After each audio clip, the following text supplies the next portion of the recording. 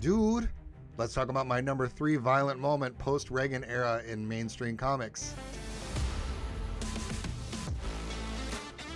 So we're talking after Reagan was out of office, the conservative movement, we had a backlash with things like The Dark Knight Returns and The Watchmen.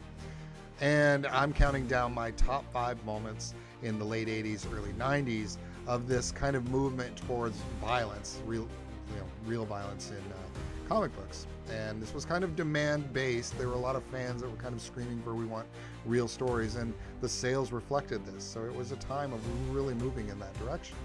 So my number 3 moment is going to be the shooting and crippling of Barbara Gordon in The Killing Joke. This was a great story, The Killing Joke, a very lauded and applauded story in the Batman series. It's very, very good writing. It really talks about the Joker's push to make people understand that everybody's just one step away, one bad day away from being him. So he chose Jim Gordon to be that person.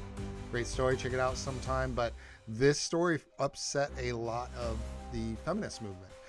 Barbara Gordon, Batgirl, being a very prominent figure, one of the few major female figures we had in comic books. And so to suddenly cripple her and make her get shot through the spine and confined to a wheelchair was very devastating and also offensive to some.